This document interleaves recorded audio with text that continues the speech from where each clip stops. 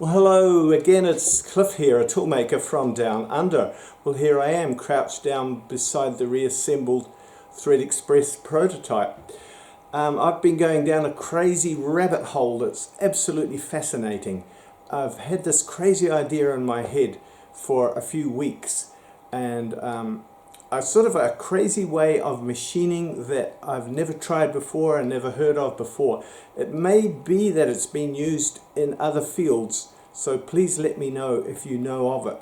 I suppose you could call it bar stock progressive projection spiral rotational milling. I don't know what else to call it, but it is a crazy idea I've had, and I had a job the other day where I needed, just yesterday, where I needed to machine a long slender thread to a non-standard pitch, a non-standard diameter, something I couldn't cut on the lathe. There's no gear ratio that would suit it. There's just no other way of doing it other than this crazy method I'd been mulling over, and I thought, well, why don't I just stop what I'm doing and spend a couple of hours and try the idea out and make a video of the journey. If that sort of thing is fascinating to you, come with me down the rabbit hole from the beginning while I trial it out. You might want to grab a coffee.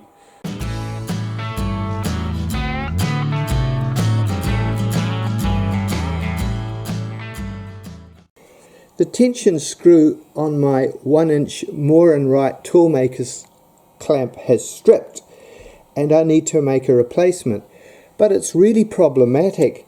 It's a non-standard thread, non-standard diameter, non-standard pitch. It's probably rolled back in the day, and I can't get a split die readily for it. I can't single point thread it in my lathe because there's no pitch available like that. And so I'm going to try an experiment cutting an unusual pitch thread that is long and slender and flexible on Threadexpress. You can see here that I have succeeded and produced a really nice thread on Threadexpress, but I use a couple of methods that are completely new to me and were absolutely fascinating to discover. I videoed the journey through that stage of trials, so please join me on the journey and see how it unfolds. I've just been measuring up this toolmaker's clamp thread, and it seems to be a really oddball thread. It's off a small Moore and Wright toolmaker's clamp, and if I measure that thread, it isn't measurable with either my metric or imperial screw pitch gauge. I've got several gauges here, and there is no gauge that fits it, and if I measure it with a ruler, the nearest I can get is that it is about 35 threads per inch, but even that isn't exact. And I notice on the charts the nearest one I can come up with is a 3BA, which is, believe it or not, 0.73 millimeters pitch, which is 34.8 threads per inch. What an oddball thread that is. And there's no threads on either of my lathe that are available for cutting that thread. So this would seem an ideal situation for Threadexpress because it has an infinitely variable pitch, and I can cut any pitch or lead of thread that I want. And I bet there's lots of applications in specialty machinery, vintage cars and motorbikes, and different types of instrument making, and I don't know, there's probably all sorts of fields where specialty threads are required that I'm not aware of. Let me know in the comments if you have some knowledge of that subject. Anyway, I'm going to use Threadexpress to measure the pitch, set the pitch, and cut the thread of this example of a very unusual pitch thread.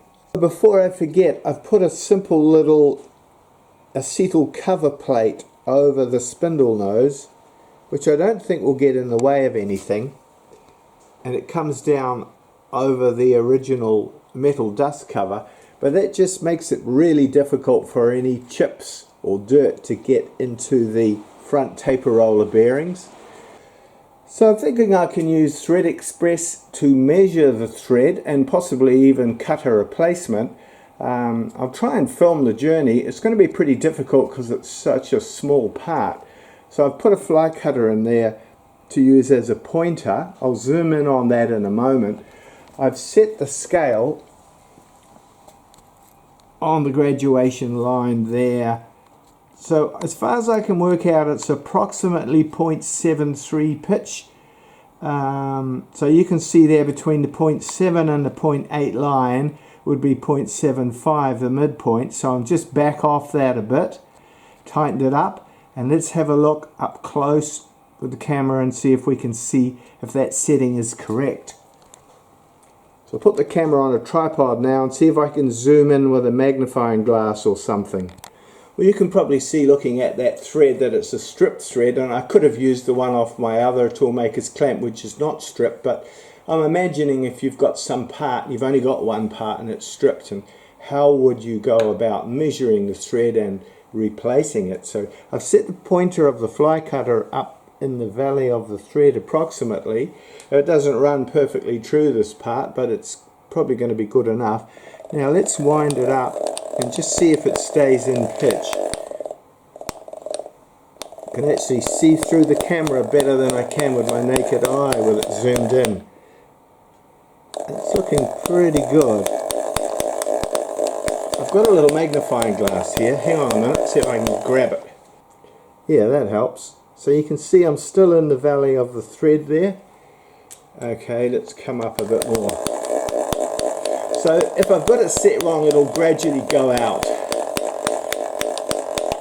This is about my third attempt at setting the pitch, so I bumped it a little bit each time, and to start with it was too fine, then too coarse, and now I'm hoping I've got it right.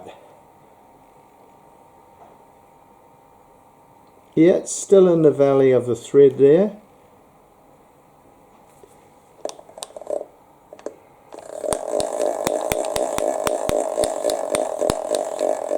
So you get an accumulated error if you've got it set wrong. And it's still in the valley of the thread there. So it looks like it is that oddball 0.73 millimeter pitch BA thread, but it doesn't really matter what we call it because we've effectively set Threadexpress to the correct pitch.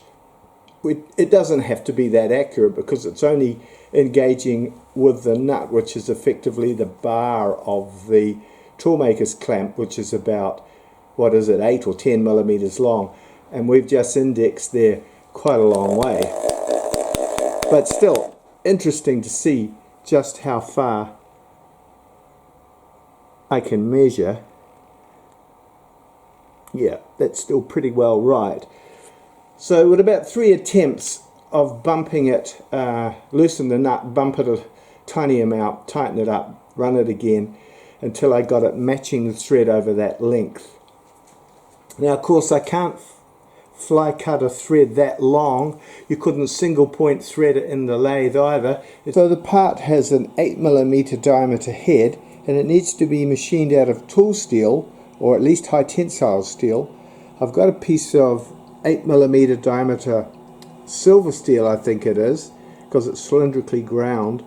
So I'm wondering if I can use the stiffness of the head to project it up far enough and actually mill the diameter down. I'll set the camera up on a tripod and show you what I mean. I've got no idea if this will work, but if I mill the diameter down, say halfway, cut the thread, then project it up further and do the rest, that would be fantastic. But I don't know if it'll work. I know if I was making that in a lathe it would be a difficult part. I'd have to put some sort of center in the end, machine it with very sharp high-speed steel. It would bow away from the tool in the middle.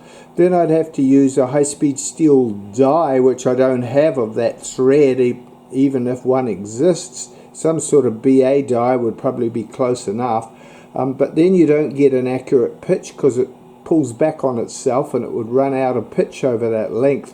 So it would be a very difficult part to make. Let's just see how this idea works. Oh, instead of turning the camera on, I turned it off. I'll go a little bit further and show you. So what I'm doing is mill turning, I suppose you'd call it.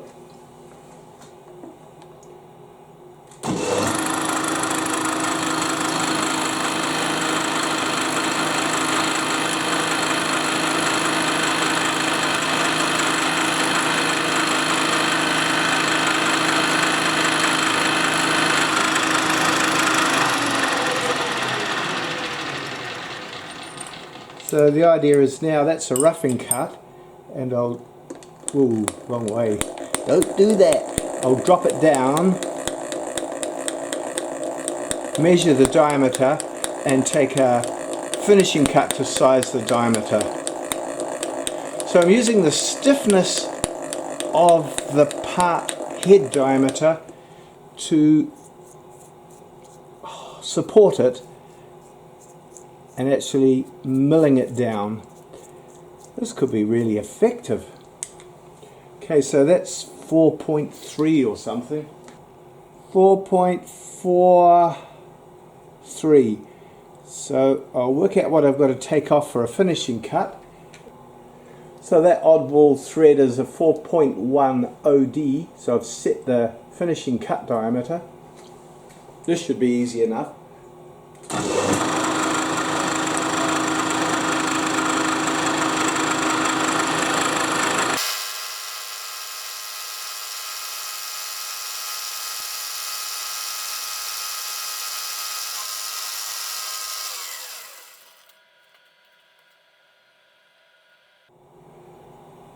Yep, that's just a 4.08, but okay. Might have been a bit enthusiastic about my depth. Okay, I will now continue on with the roughing cut.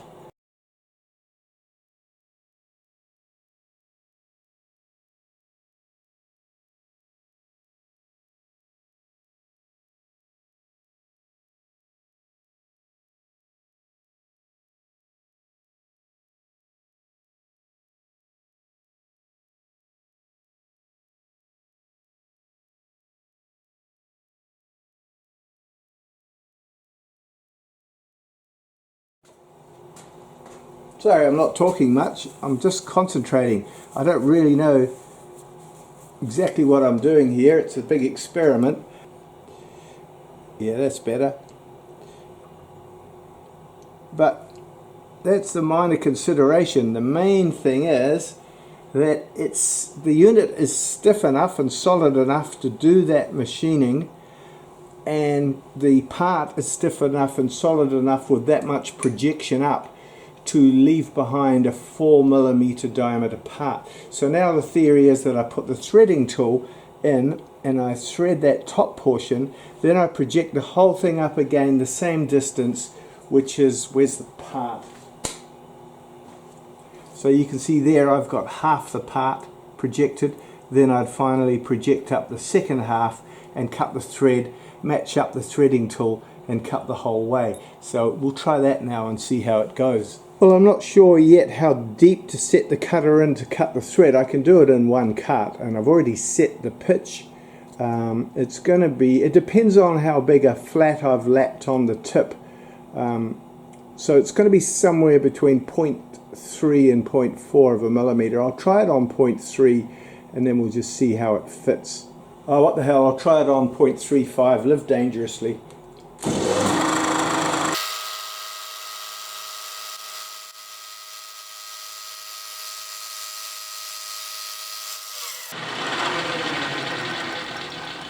It looks about right, so maybe I should have tried 0.3. Oh well, I'll try the part on now and see how we go. Fit. I want to get it cross-threaded, do I? It's a bit of an awkward shaped nut, but it feels a little bit tight unless I've got it cross-threaded. I don't want to get in front of the camera. Can you see what I'm doing there? No, you're almost off to one side. So I'm just trialing the fit of the thread that I've just cut.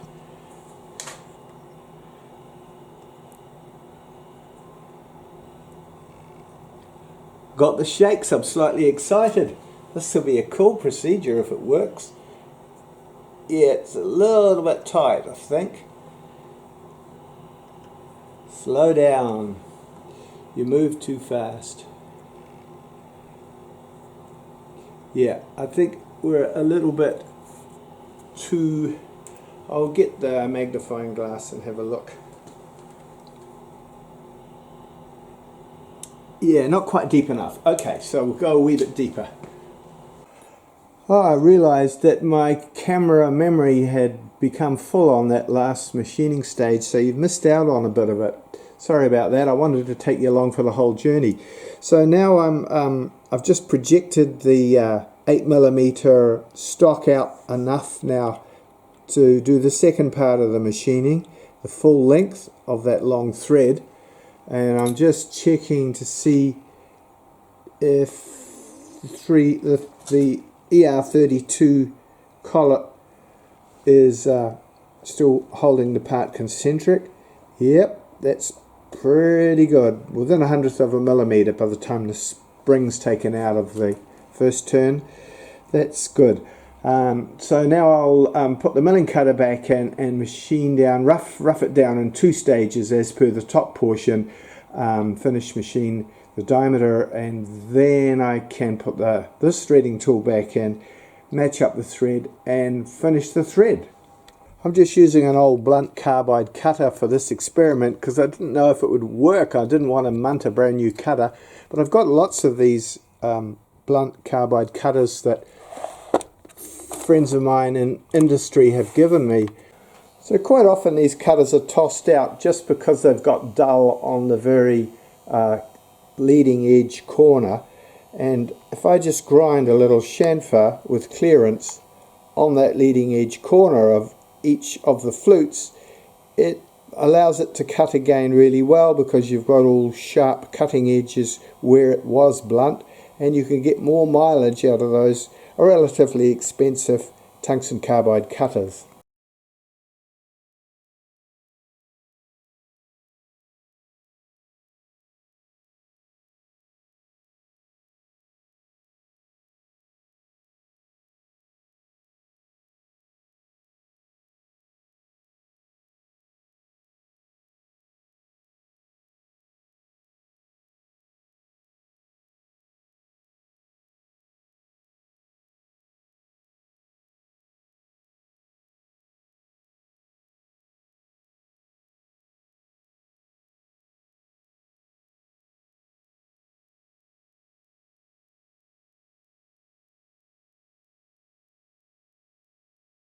Just remember there's no thread down the bottom portion, and it could be a slightly different diameter. Well, not really, 4.1, but I might finish that after I've cut the thread with a sharp cornered milling cutter. I bet some of you are wondering, yeah, but how are you going to align the cutter back into the old thread and get it matched? It's actually surprisingly easy if you have a white piece of paper behind the part and the light shining on it, and then you get in there, wind it into within a couple of thou of full depth, and get in there with a magnifying glass. If I can show you on the camera, there you go, you can just see the light either side of the thread profile is fairly even. So I'll get in when the camera's out the way and check it properly, but as far as I can see that's pretty close, and then I can just advance in until it's just shaving the ink off the thread, and then I should be on the same digital readout depth position, and then I just carry on winding the handle and cut the thread down to the bottom.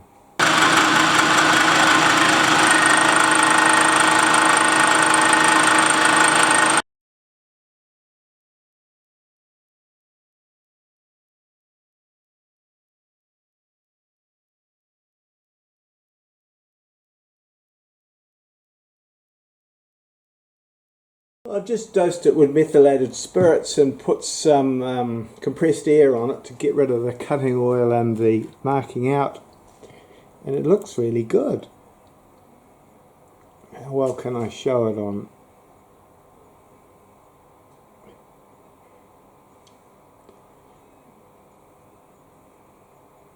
I'm not sure how well I'm showing it. Am I zoomed in enough? Yeah, that's better.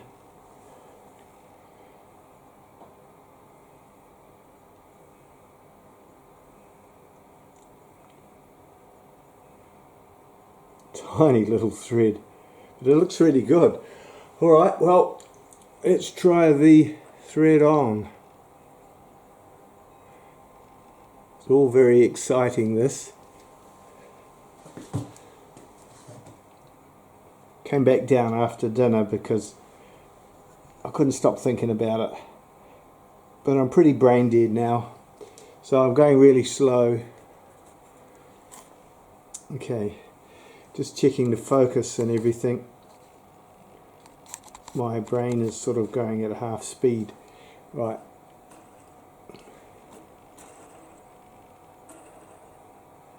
So if it was going to snag, it would be coming up to the join line now.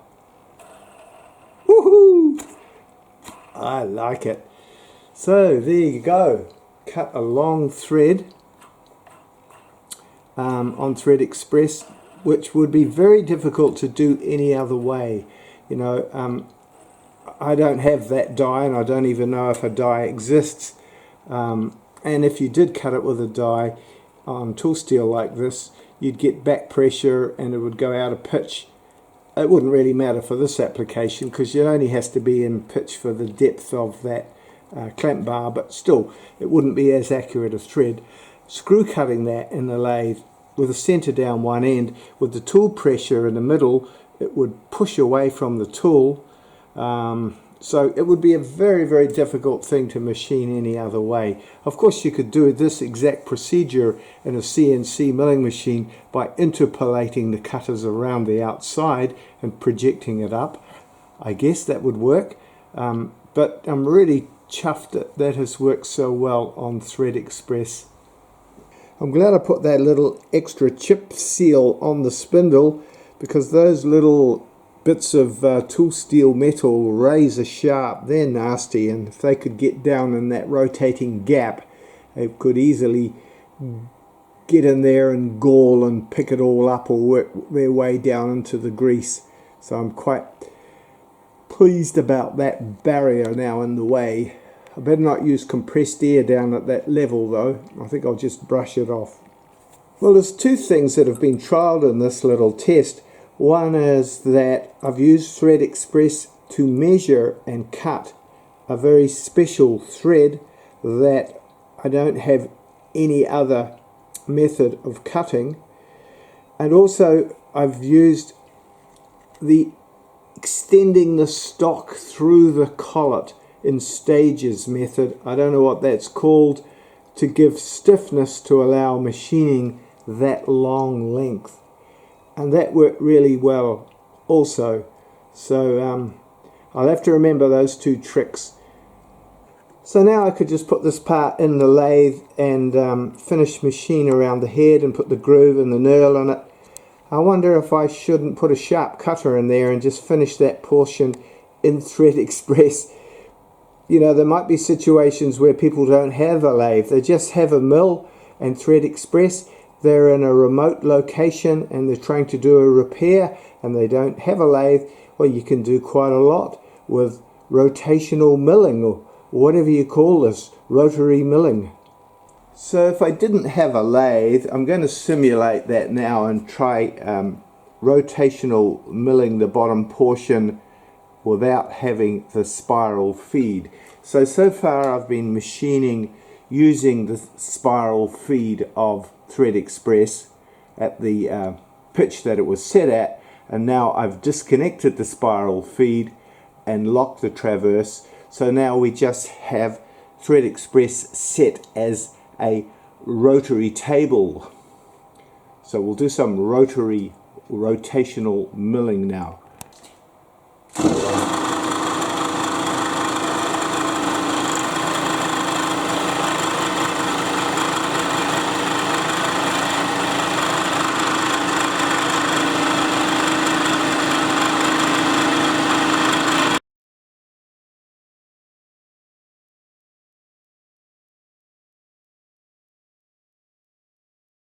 So we want that to be 4.1 millimeters.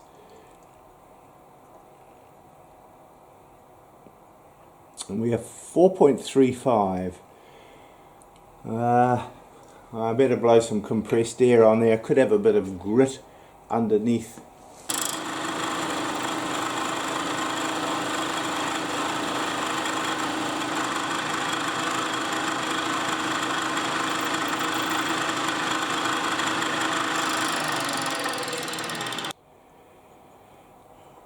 Great.